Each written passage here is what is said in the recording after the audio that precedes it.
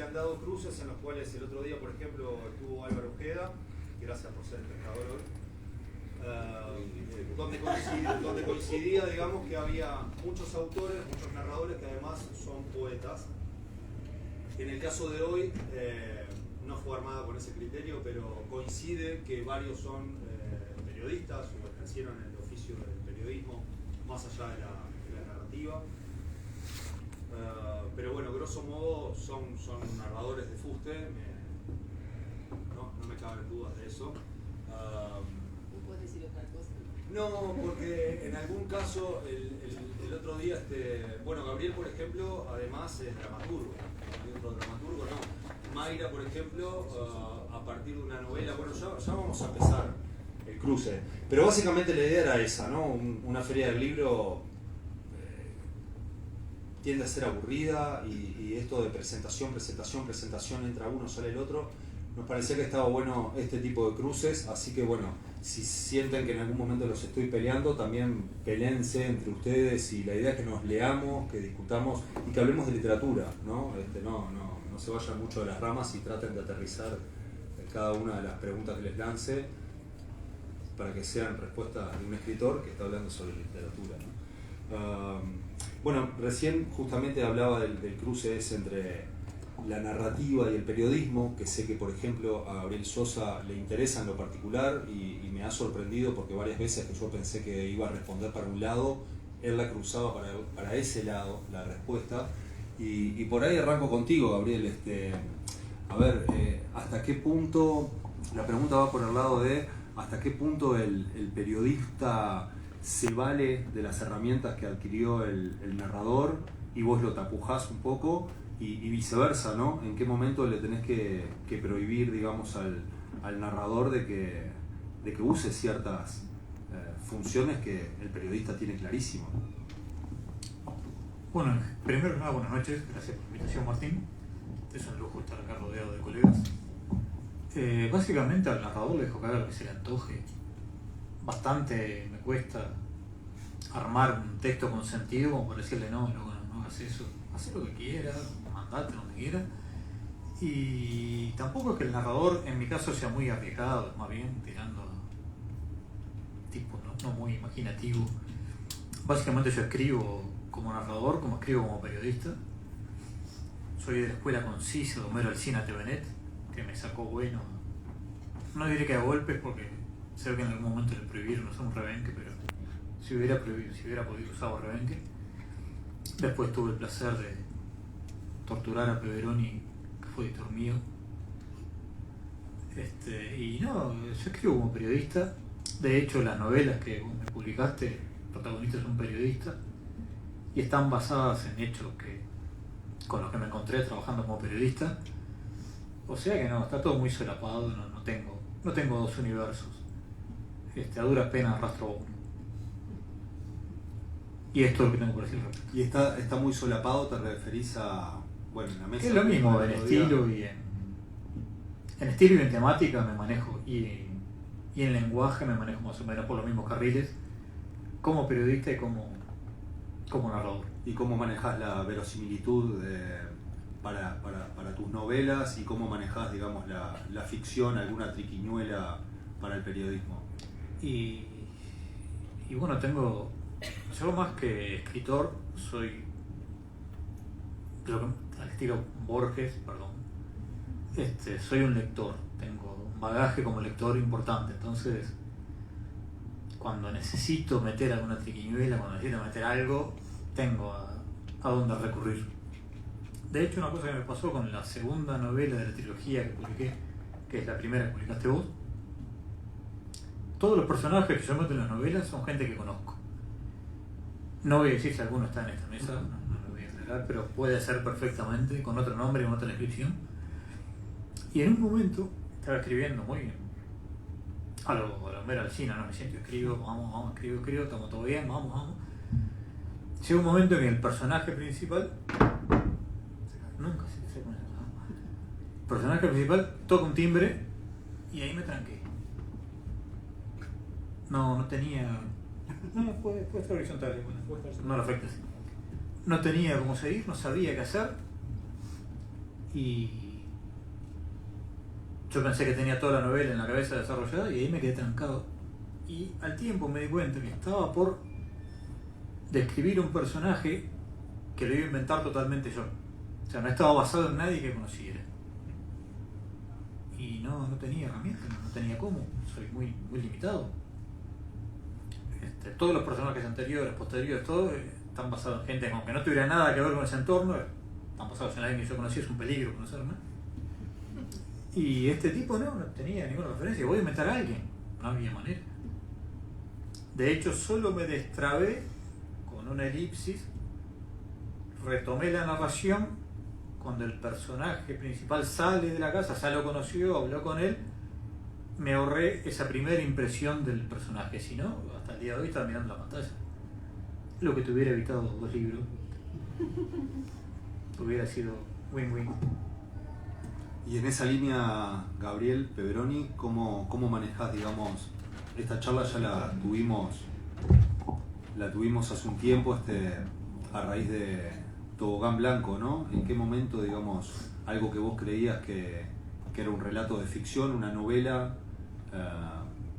termina siendo un Groenlandia? ¿O en qué momento una obra de teatro que tenías clarísimo que estabas escribiendo termina siendo un Tobogán Blanco? Okay. ¿Qué define? Qué pregunta. No, a ver.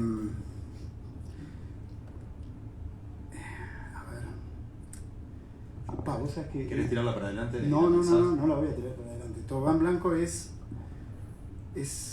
una novela que publiqué contigo en el 2009.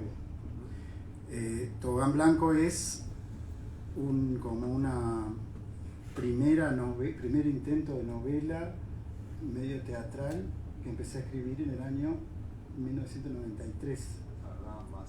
1993, o sea que hubo un transcurso gigante ahí. A mí lo que me ha pasado es que publiqué, no voy a decir escribir, publiqué 3 libros de poesía, publiqué varias novelas, estrené obras teatrales, escribí columnas, notas periodísticas, entrevistas, muchísimas cosas. Y no logro desentrañar qué es lo que voy a contar con cada universo, ¿me explico? En el caso de Tobogán Blanco que me preguntabas, es una novela, o sea, empezó ahí, se terminó una parte en año 93, 94, por ahí, que fracasó, me refiero a que llegó a tener una tapa en la Editorial Graffiti, y la Editorial Graffiti cerró, y eso quedó clausurado. Luego ese proyecto pasó cuando vino toda la fiebre aquella de Macondo, que es un monstruo, aprovecho para decir, digo, toda esta creación de Macondo. Cuando vino todo lo de Mac Hondo, de Fuguet y toda esa onda, y que publicaron a Daniel Mella y a Gustavo Escandar, y yo andaba por ahí, quedé afuera, y después entré en Líneas Aéreas, que era el proyecto de Lengua de Trapo. Eduardo Becerra, que era un editor muy interesado, un español muy interesado en lo que estaba pasando, fue el que le abrió mucho la puerta a Rafael Courtoisí y a Daniel como novelistas allá. Se interesó mucho por Tobogán Blanco, pero me dijo, no, pero hacé la mierda. O sea, esto está bueno, pero te propongo determinada cosa. O sea, que era como plantear intertextos adentro de partir ese relato que para él estaba bien, pero que podía dar más. Y ahí, bueno, por eso es un transcurso. Mientras tanto sucedieron un montón de cosas. Entonces se dio eso, que era una cosa como teatral, que termina siendo una novela y se publica en el 2009, o sea, por ahí, ¿no? Y que es raro porque, digamos, pero después está, y ya voy cerrando, el tema de dónde uno se siente de repente cómodo para determinado tipo de escritura. Yo empecé por una escritura más poética, aprendí a golpes a llevarme bien con la narrativa, digamos, porque fue un trabajo de aprendizaje muy duro, que tiene que ver con las lecturas y tiene que ver con por los golpes. Si a vos te golpeó Homero, a mí me golpeó Guachúa, por ejemplo. O sea, digamos, claro. Y era como, son aprendizajes, yo considero un aprendizaje brutal en eso. Y lo que sí hubo después, pues yo dejé de escribir poesía y creo que ese instinto poético se me pasó todo para la dramaturgia, que es en donde me siento más libre, en determinado aspecto de sentirme libre, con una escritura automática, que fue una droga que tomé cuando leí a los surrealistas a los 15, 16 años. O sea, eso fue como una inyección que nunca se me fue, de que como que la escritura es eso, es catarsis. Después pasaron muchas cosas en la experiencia de cada uno y de repente terminás escribiendo novelas más en un plano más realista y más controlado, pero no es tan controlado tampoco. El asunto es sentir placer. Yo en narrativa el placer lo sentí a partir de la escritura de Los ojos de una ciudad china, digamos, que es cuando sentís a la escritura física, o sea, que sentís, te va mal, te va bien, te reís, te angustiás, te trancás con un timbre y forma parte. O sea, si me preguntan por los personajes, siempre hay, o sea, esos decálogos que dicen, ¿no?, que hay que manejar las cosas. Los personajes me manejan absolutamente. O sea, eso es algo que se me descontrola, pero es un poco por ahí. Está bueno, después vamos a volver a los personajes porque me interesa ahondar un poco en la saga Shanghái. Y bueno, retomando esta línea que más o menos venimos bocetando, esta cocina, ¿no? ¿Cuánto se roba del consultorio, Mayra? ¿Se roba del consultorio? No, la verdad. ¿Está aprendido eso?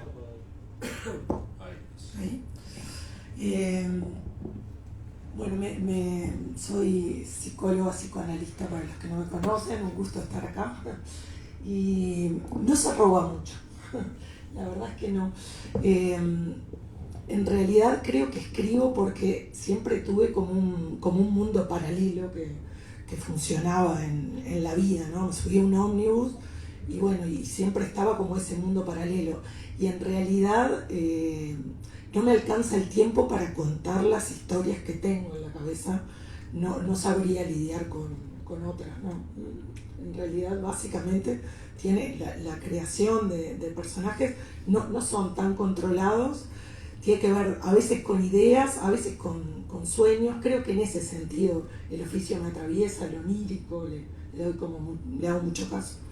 Pero los personajes tienen mucho más que ver con apariciones y pues, obviamente que los personajes que aparecen para mí son una posibilidad de explorar de qué manera sería o viviría determinada, si fuesen las cosas de determinada manera, pero en realidad tampoco estrictamente hablando tiene que ver con alguien real, digamos, que conozca. Se desliza como el conocimiento que ha adquirido, digamos, pero no como voy a tomar esto de alguien. O sea, puede ser un aspecto, pero no como no lo detecto por lo menos.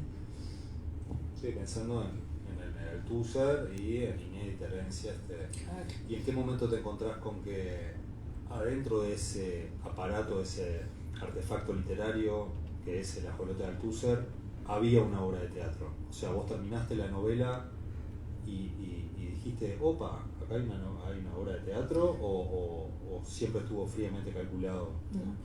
No, realmente fue una sorpresa y bueno, y es algo que en realidad estoy intentando aprender y explorar. La primera vez que me pasa es con una novela que estoy terminando de escribir, que me doy cuenta cuando la termino que digo, me parece que si esto se transforma en obra teatral, tiene bastante más para decir u otra manera de decir, pero me quedo ahí porque no tengo mucho las herramientas, digamos, eso. Y adentro del ajolote de Althusser, cuando lo estaba terminando de escribir, después de haber ganado el premio, digamos, empiezo como a volver a engordarlo para publicarlo, Y en ese momento se me aparece la idea de la presentación del libro y me doy cuenta que eso está dentro de la novela y que podría ser una obra de teatro, y ahí me veo como teniendo que consultar a la gente que tengo cercana, mi hija, sus amigas, que es actriz, y que me ayuden en eso, y estamos de hecho en ese proceso, pero un descubrimiento más bien. Sí, a mí me sorprendió, porque ya nos habías entregado la novela hace un rato y cuando quise acordar, como que había una obra de teatro y no, nadie la había visto. El premio al que hace referencia Mayra es el premio Lucich de la Jolotea del Tusser. ¿Vos fuiste jurado? No, vivió Gandolfo, Alicia Torres y Guillermo Pellegrini. Bueno, y como para ir redondeando esto de los hurtos a conciencia o no, Mercedes, hace unos años sos tallerista literaria, o sea, no sos una de esas talleristas que toda la vida fuiste tallerista, hace 6 años, 7 años, y de los talleres se roba de los talleres. Hola, se roba de todas partes, absolutamente de todas partes, el escritor vive robando. ¿Y se declaran? Y algunas sí, otras no. Si vas preso no declarás, pero en general sí. No, yo trabajé 32 años en una licorería y ahí todavía yo entré tarde al mundo de la literatura. Primero tuve otra vida. Pasa que todas las vidas al final en la literatura pueden entrar, por eso también tanta gente, sí, yo digo, como que doy talleres literarios y me doy cuenta porque viene gente de todo tipo, de edades, ¿no? Y la gente a veces vive una vida, ¿no? Vive una vida como contador, como arquitecto, no sé qué, y dice, y bueno, total, se escribe con el lenguaje, entonces vamos a hacer un taller para escribir, ¿no?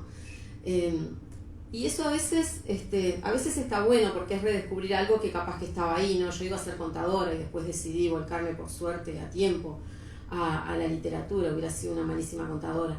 Pero a veces no, y constituye un poco un engaño eso, ¿no? De decir, bueno, cualquiera puede escribir.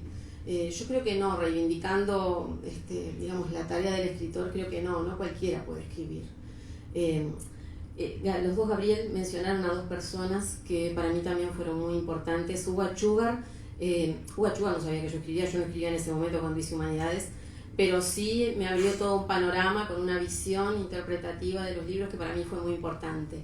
Y después estuvo Homero, y Homero fue como un capo, ¿no? Porque a mí Homero me obligó a entender que escribir no es escribir de cualquier manera, o sea, que hay que saber escribir, que tenés que escribir de determinada manera, no es cualquier cosa, o sea, no es escribir cualquier cosa, es saber armar las frases, es saber qué es lo que vas a decir, es saber distinguir el lenguaje narrativo creativo de otros lenguajes, que hay gente que no, o sea, escribir no es contar una anécdota, cualquiera puede contar una anécdota, pero escribir me parece que no cualquiera, o sea, no cualquiera, hay que tener un aprendizaje de eso.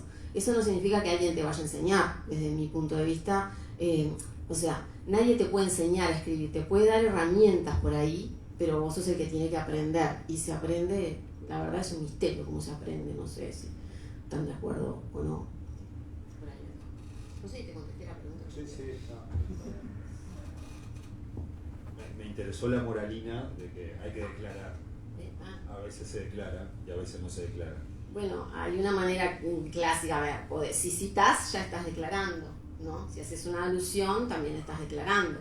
Ahora, si robás, digamos, ¿no? Como han robado tantos plagiarios del mundo, bueno, ahí ya, sí, ahí podés ir preso, te pueden retirar un premio, qué sé yo. Perdés credibilidad. Bueno, voy para allá, te toca, Lea. En el caso de Leandro Delgado, nosotros hemos publicado 6 libros tuyos, creo. 6. Y son todos distintos. O sea, raramente alguno se asimila a otro, ¿no? Y a mí lo que me da, digamos, lo que me estás dejando entender cada vez más es que te divierte muchísimo, o es mi parecer, complicarse al lector, ¿no? Y hace poco tuvimos una charla donde ocultabas cartas, ¿no? Y donde ciertos datos que eran quizá un poco obvios, los empezaste a solapar, ¿no? Y bueno, hablemos de Bowie, ¿no? Ponele, entre otras cosas, ¿no? O de un cuento en el que, ¿no? Estaba David Bowie ahí mencionado y después lo terminó sacando y bueno, y que el que se diera cuenta, el que se diera cuenta. Y a mí me pasó con Nur, ¿no? O sea, darme cuenta que Nur, una novela de ciencia ficción que era totalmente delirante, estaba en Tristán Narvaja, me costó muchísimo. Entonces quería saber, digamos, esa tendencia a ¿es un divertimento? O sea, te considero un escritor profesional, quiero saber cuánto te cagas de la risa cuando le haces esos chistes al lector, ¿no? De ocultarse todos esos datos, toda esa información. Buenas noches. No sé, Martín. Hay algo que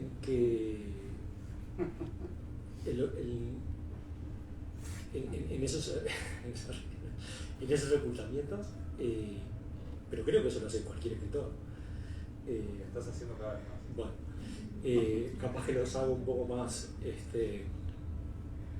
los manifiesto de otra forma, pero cuando me preguntabas si me estoy riendo, no sé si me dijiste que me estoy riendo. Sí, ¿cuánto hay de divertimento? Ahí va, Personal, exacto. ¿no? Eso sí, eso lo reconozco, pero me gusta ponerme en ese lugar de no saber exactamente si me estoy riendo o no. Y ese lugar incómodo me gusta. Y necesito trabajar en un lugar de comodidad. Y después si el lector se pone incómodo, qué sé yo, no sé. Pero a mí me gusta ponerme en ese lugar incómodo y ver cómo salgo de esos problemas. O sea, vos decís que la incomodidad es tuya. Sí. Y no sos consciente que el lector la va a pasar peor. Es que no le pasa. Digo, no sé, le puede gustar o no gustar, pero no se va a poner incómodo. No estoy hablando de gusto. Claro, es quiero decir- coloque, ¿no? Es el no lugar. Sí, me divierto con eso también, pero hay una cuestión ahí de no presentar nunca las reglas del juego. Puede pasar cualquier cosa. ¿Vos la sabés las reglas del juego? Es que va variando, dependiendo de cómo viene el asunto, te la voy a dar por algún lado, por decirlo de alguna manera. Pero sí, siempre hay un juego con eso, cuando parece que viene por un lado, viene por otro. Pero eso me gusta hacerlo así, yo qué sé. Pero sin embargo, a veces no lo hago así, que es parte de lo inesperado también. No sé, la novela esta, El Fuego Verde, es una línea. Que puede haber cuestiones inesperadas, pero no hay nada extraño, ¿no? Y el Guillermo es lo mismo, ¿no? Son bastante lineales en eso. Eso. Sí, respondido. Sí, pensaba, nada, el clásico ejemplo, ¿no? Del escultor dándole a la piedra hasta que visualiza la forma, pero vos la visualizás y después la destrozás. A eso. Es que no tengo una forma previsualizada. Ahí lo que hago es un poco lo que dice Gabriel en cuanto a ese éxtasis. No sé si éxtasis dijiste o dijiste algo así como... Sí, habló de placer. De placer, no, pero hablaste de algo sobre... Cuando hablaste de los surrealistas. Y para mí la escritura, yo tengo que llegar a ese lugar también de una... No sé si de un éxtasis, pero sí de algo que me hace bien, me da placer. Trato de permanecer todo lo que puedo ahí, pero ahí si permaneces demasiado empiezas a aburrir también, ¿no? Entonces ahí empiezan todas esas tensiones que siempre es interesante resolver. Yo qué sé. Sos vos contra vos, ¿no? No es contra vos, pero sos vos tratando de ver cómo te haces entender con este cerebro que tenés. Y que, porque en realidad lo que estás tratando de hacer no solamente es contar una historia, sino contar cómo la estás pensando o cómo la estás armando. Está eso presente también ahí. Y no sé si es una cuestión performática o qué, pero también mostrás cómo estás escribiendo. Lo bueno. Y ya que hablaste de Gabriel y estabas hablando de Pedroni, pero vi a Sosa y a partir de lo que decís, me gustaría saber, Gabriel, digamos, cuánto método libreriano tenés en tu literatura, o si tenés clarísimo cuál va a ser la arquitectura, cuál va a ser la historia que vas a contar y le entras a dar. O es como Leandro de ponerte a buscar dónde estoy parado y qué es lo que va saliendo. Bueno, respecto al librero, le hice una Al entrevista. método, ¿no? No, respecto al método del librero, le hice una entrevista en el 2001.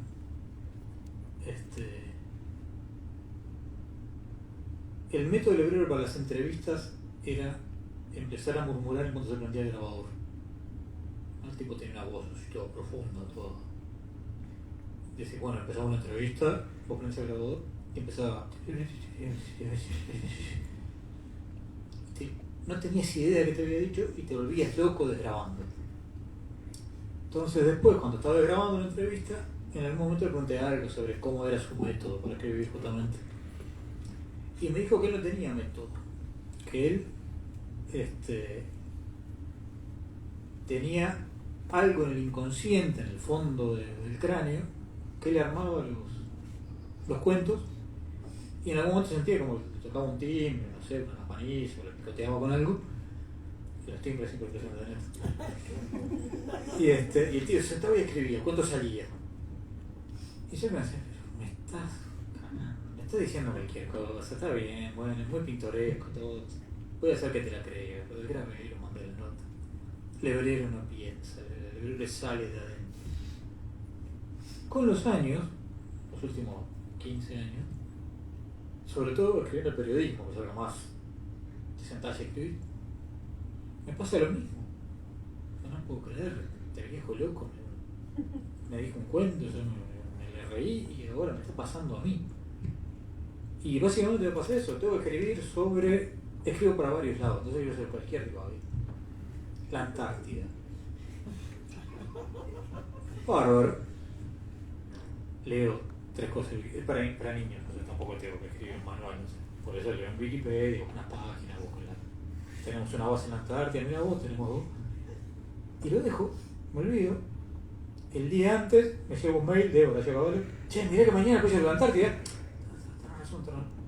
Me siento y lo escribo, no sé de dónde sale, pero está ahí, 5.000 caracteres, escribo lo cuento 4.998. Es el fantasma del hebrero. Me pasa en cualquier tema, los primeros videojuegos, dale.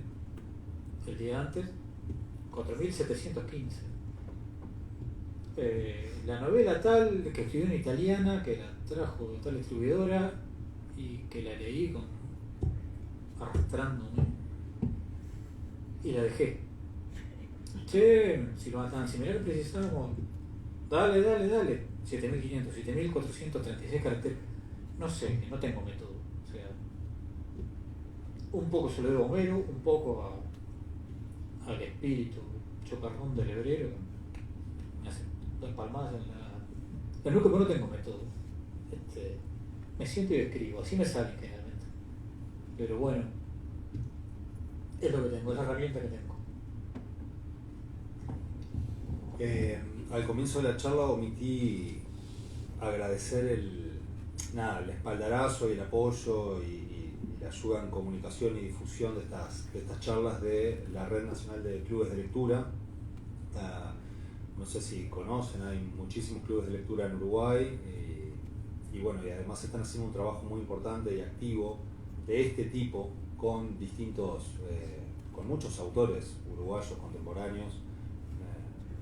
Atraviesan todo el Uruguay esos clubes. Bueno, en particular para esta mesa algunos clubes nos mandaron preguntas y las voy a ir echando, las voy a ir intercalando. Venimos bien, pero voy a irme echando porque se roza. En el caso de Mercedes Estramil, una de las preguntas de un tal club es el nombre del club. No estás ni ahí con la literatura femenina, pero las mujeres de tu obra tienen una polenta bárbara como personajes. Va por el lado de molestarte un poco a vos que, no sé, sos una escritora uruguaya, sos una escritora que hace literatura femenina. ¿Cómo hago literatura. Creo que hago literatura, yo qué sé. sácame ¿Qué Femi, no.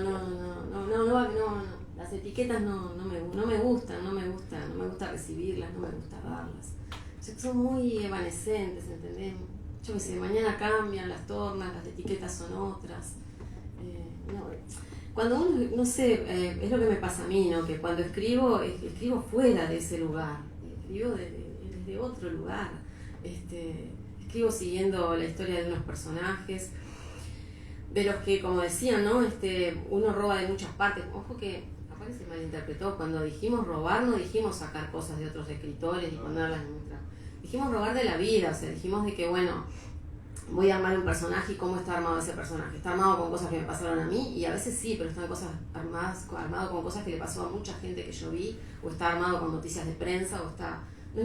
Viene de tantos lugares, ¿no? Digo, uno siempre tiene que pensar que la hoja en blanco la vas a llenar con mentiras, básicamente, ¿no? O sea, la vas a llenar con ficciones, mentiras en ese sentido, no en el sentido de ficciones. Entonces, para mí es una traba, digamos, cuando vas a hacer eso, partir de etiquetas. Como es una traba partir, por ejemplo, de grandes conceptos. Es decir, yo no me propongo hablar de la libertad, no me propongo hablar del feminismo, no me propongo hablar de las mujeres, no me propongo hablar de ningún concepto abstracto ahí y difícilmente clasificable. Me propongo hablar de personajes y de las cosas que le pasan a los personajes y de los conflictos que tienen.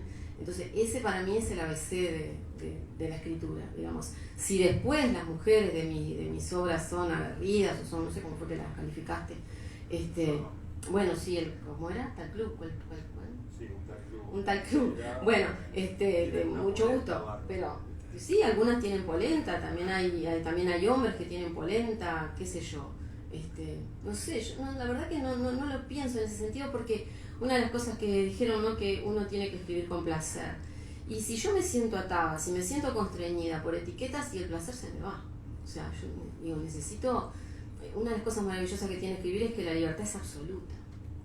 Es decir, no tenés traba realmente, la única traba es la que te pones vos mismo. Y también, por eso dije antes, ¿no? Vallejo decía que para escribir solo había que tener dos cosas, algo que decir y saber decirlo, ¿no? Entonces, claro, todo el mundo tiene algo que decir, eso es verdad. ¿Quién no tiene algo que decir? Todos tenemos algo que decir. Pero después, para saber decirlo, digamos... es un aprendizaje permanente, no terminás de aprender a saber decir algo, y para eso te ayudan digamos, los otros escritores. Básicamente te ayudan los otros escritores, por eso leer es lo fundamental. Si querés, o sea, si viene alguien y dice quiero escribir y no lee, y está liquidado, ¿viste? Para mí está liquidado, porque nadie inventó la pólvora, ya está inventada, entonces tenés que aprender a ver cómo fue que la inventaron otros. Es eso, decir a los muchachos ¿cómo era? Y en el caso de tuyo, Mayra, en Inédita Herencia y en El Ajolote, los personajes masculinos tienen bastante fuerza y por ahí, no sé, llaman un poco más la atención, que eso sea algo pensado, o sea, que no haya personajes femeninos con mayor presencia, predominancia. No, no es como una decisión, van a ser personajes hombres o van a ser,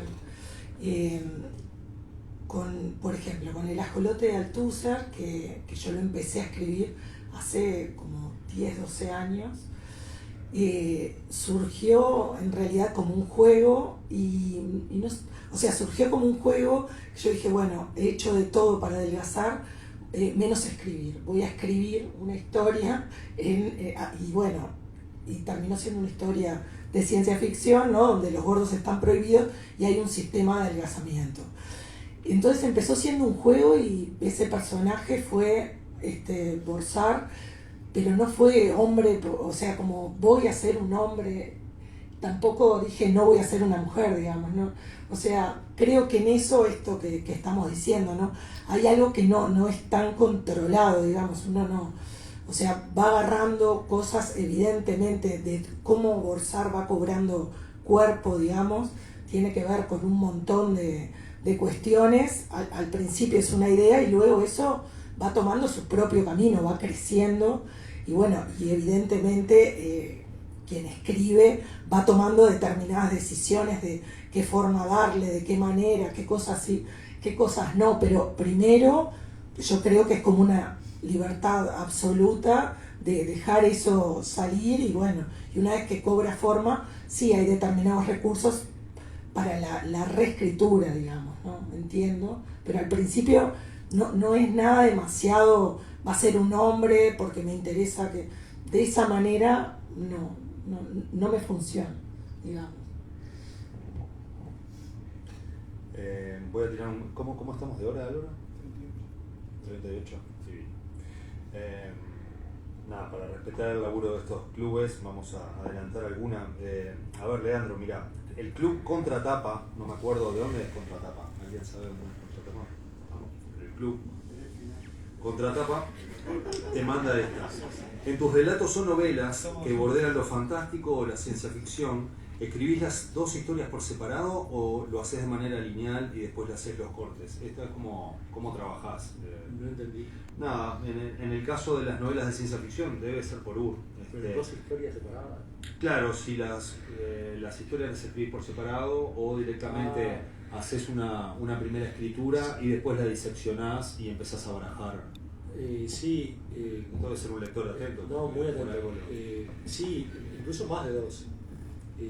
Voy incorporando historias que ya tenía y las van entrando y sí, y las hago de lugar y las voy transformando para que calcen o tengan su cuestión ahí. O sea, ¿las escribís en simultáneo? Esa es la A pregunta. veces sí, ¿Las no, escribís en simultáneo o lo no. haces de manera lineal y después lo recortás? Lo hago de manera lineal y lo voy incorporando. Lo que pasa es que tengo mucho escrito.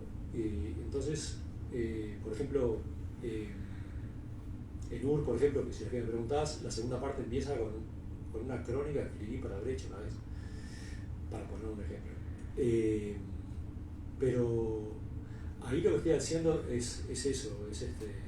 También lo que hago, por ejemplo, es que es lo que aparece en este cuento, que lo hice sobre todo en este libro, que fue tomar cuentos anteriores o más viejos que tenían 5 páginas y los llevé a 40 páginas. Entonces, porque me parecía que daba para más, había un planteo simplemente, ¿no? Pero ahí también es otra forma de formarlo, ¿no? Un poco pensando en la cuestión de lo monstruoso, ¿no? Y de cómo se va conformando ahí una criatura que tiene muchas manifestaciones o muchos orígenes distintos y que no sabes cuándo empieza uno y cuándo empieza el otro, ¿no? Pero sí, está bien esa observación. Voy poniendo cosas, incluso pongo cosas de la realidad, de diálogo que escucho.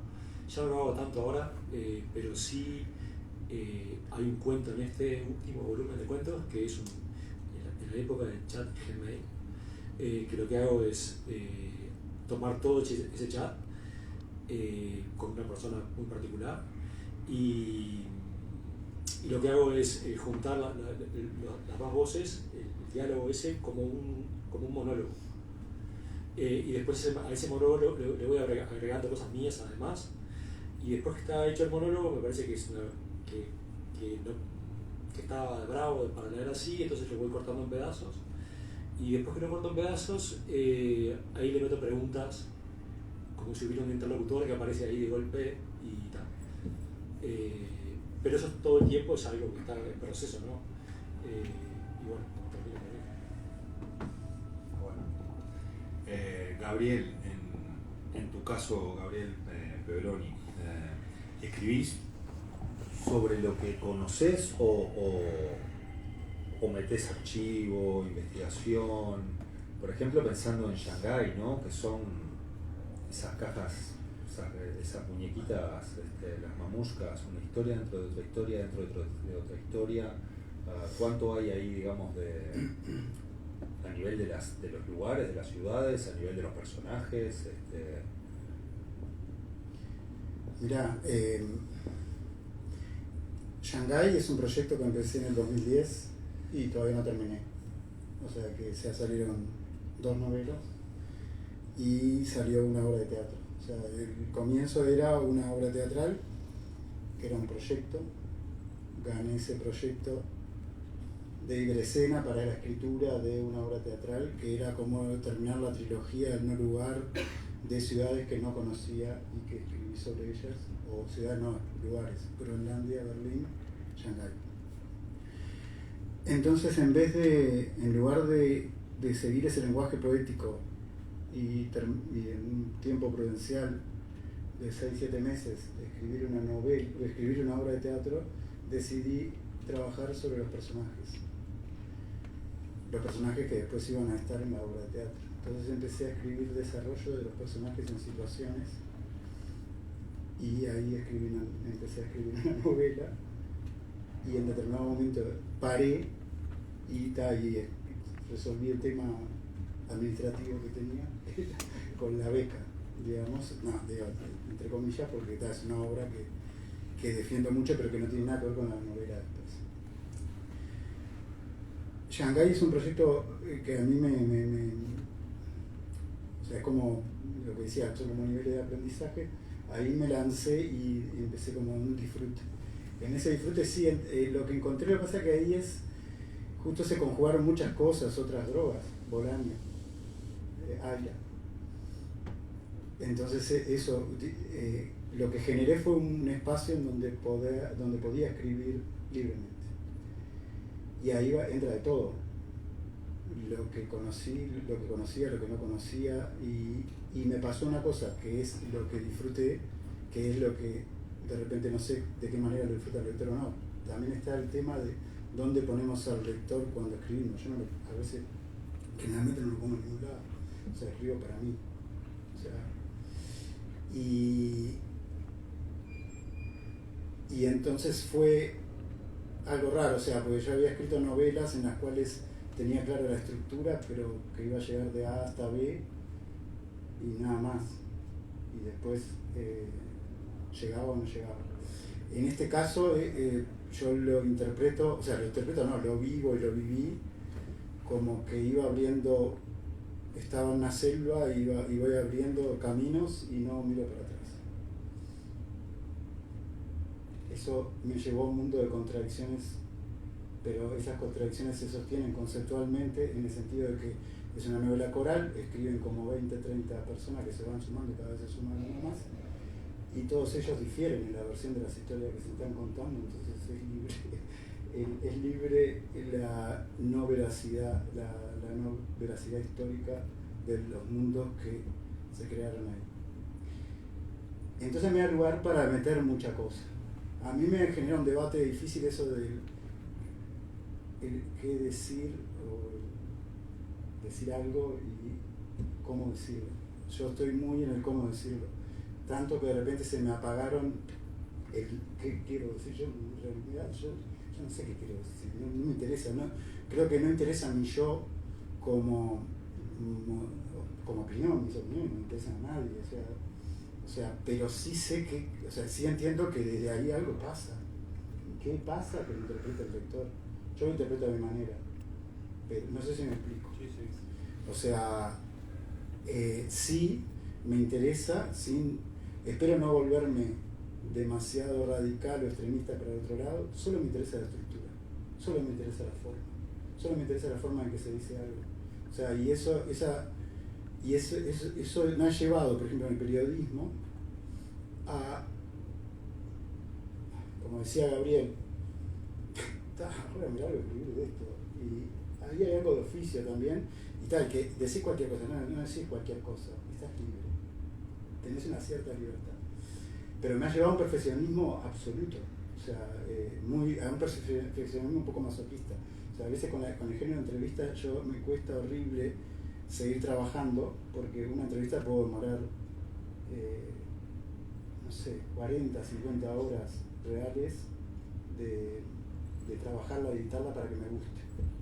¿Me explico? O sea, porque no es como una espiral complicada. Y tal, y el libro que hice último, que no tiene nada que ver porque es el del FAC, que es un diario, es una historia oral sobre un colectivo de artistas visuales, trabajo sobre, para mí es una novela y es muy parecida a Shanghái, para mí lo mismo, digamos, solo que acá son personajes que entrevisté que me dicen sus historias y todos se contradicen entre ellos, me encanta. y juego y me apego a esa verdad. Y de repente obviamente está el periodista, a veces que tenés que, alguno hay que sacarle un poco más porque se niega a decir alguna cosa y estaría bueno que lo dijera. Hay muchos que sabés que están mintiendo o que dicen cosas que no están, o que son correctos en su decir de la historia, porque no se animan a contar ciertas cosas para un libro, está bien, lo respeto. Trato de que los personajes de la novela sean bien libres, pero bueno, es por ahí. Bueno, y a cuento de eso, a Sosa, a Gabriel, le pregunto sobre lo que hablabas recién de la forma. ¿Tiene alguna función la literatura para vos? ¿Cuál es la función de la literatura para vos? No filosofes, no teorices sobre, digamos... Y la literatura en sí, soy lector, como decía hoy, o sea, que es el ambiente en el que me he movido toda la vida. O sea, desde la infancia soy lector, voy a morir como lector, probablemente muera en un derrumbe de una biblioteca mal. ¿Y como escritor? Y con la última, vamos a mejor diciendo. Y como escritor...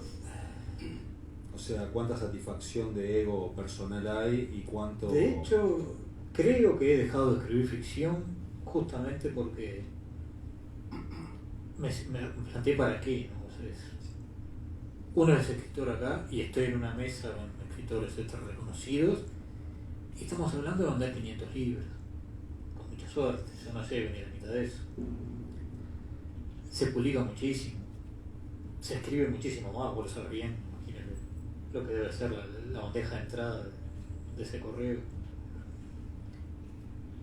Entonces uno escribe para uno y si realmente no es un proceso de sanación o no es un proceso de satisfacción o no es el equivalente de comprarse soldaditos de plomo y pintarlos según el uniforme de 1737 pero antes de marzo, no hay nada. Entonces, si uno no escribe para uno, si uno no lo satisface, si uno no tiene placer agregado en la escritura, no tiene sentido. Entonces, si vos perdés ese vínculo, si te das cuenta que no te satisface algo personal la escritura, no escribas. Hay gente que lo hace muy bien y que lo va a hacer mejor que vos siempre. Y busca algo que te satisfaga.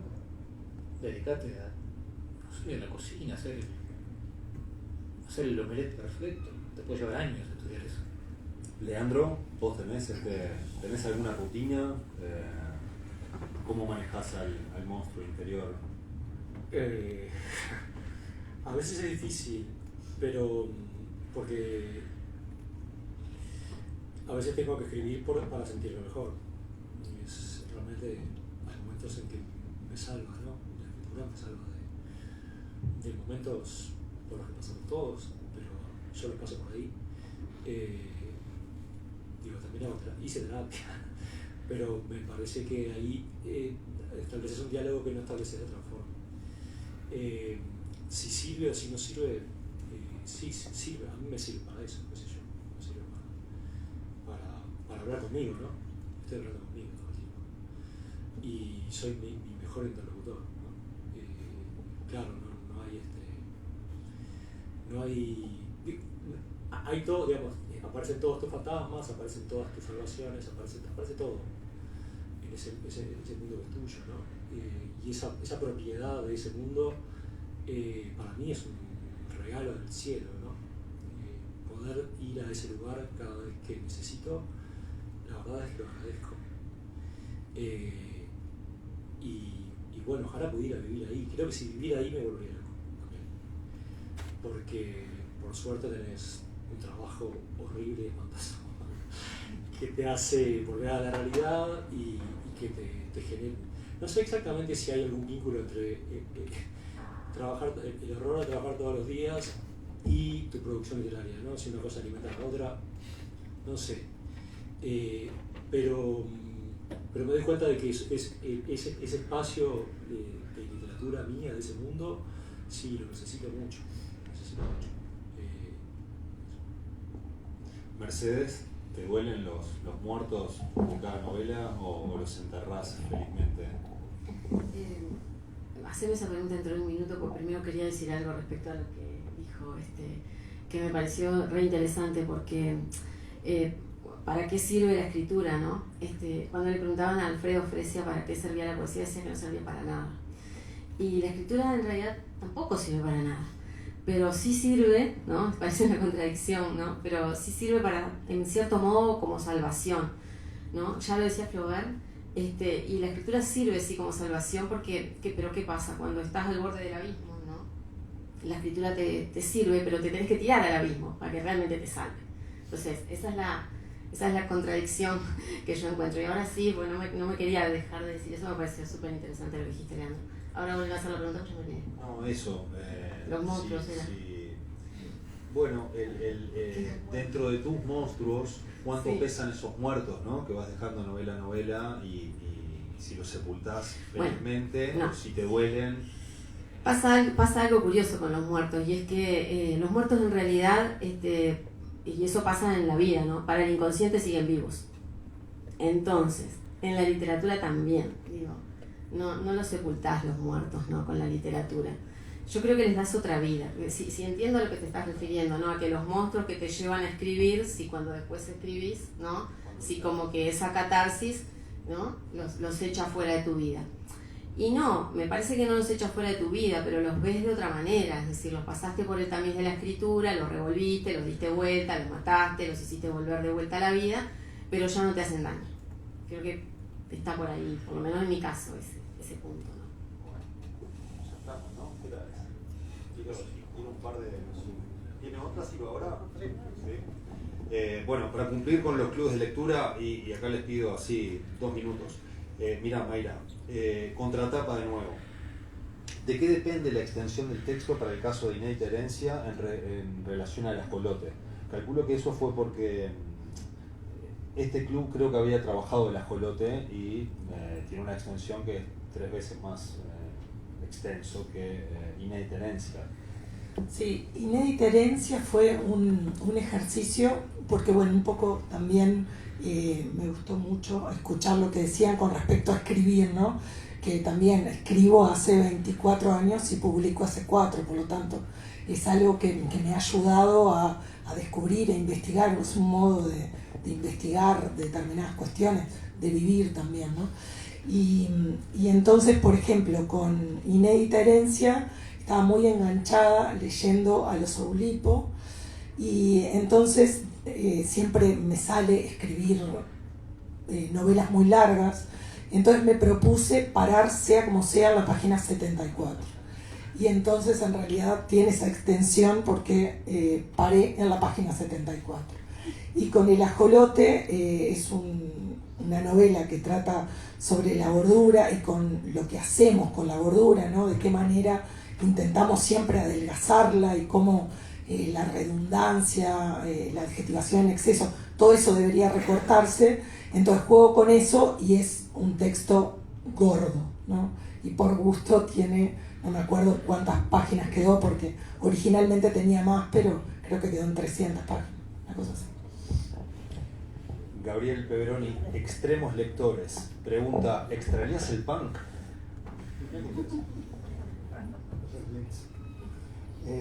No. Sí, eso. Lo que me extraña es que haya tanto amor por David Bowie en la literatura uruguaya. Digamos que recién justo referían ahí, cuando todos sabemos que Ramiro Sanchís es el dueño de Bowie, entonces hay que pedirle permiso a él. No, debe ser pensando en el salto de La Cura, Sí. Nicolás, Tobogán a Shanghái. Solo voy a contar una cosa, que es la experiencia del editor, la experiencia difícil que fue publicar esa novela, porque esa novela era, me refiero a Los ojos de una ciudad china, la primera, porque en ese proyecto Shanghái inacabado todavía, la idea era que son 365 episodios, uno por día, etcétera, en diferentes años y ciudades, era complejo. Entonces no llegué obviamente a término, pero hubo un momento en que pasó algo interesante, era que esos 3 primeros meses, enero, febrero y marzo, tenían que podía ser una novela sobre publicada. Entonces cuando ocurrió eso me salvé en cierto modo de algunos otros problemas. Y la editora, que no fuiste vos, me dijo algo interesante, que fue: tenía miedo de leer ese libro nuevo tuyo porque era muy grande, y después de leer Tobogán Blanco creí que iba a ser una nube negra horrible, asquerosa, peor. Y me dice, no, pero es todo lo contrario, esto está lleno de colores y de vida. A mí me sorprendió esa lectura, pero digo, la disfruté muchísimo, la copté, y bueno, entonces le dije, bueno, para la tapa entonces ponemos una pintura de Leterlac. Y ahí empezó esa historia, pero de así es como un post-punk, pero más divertido. Gracias.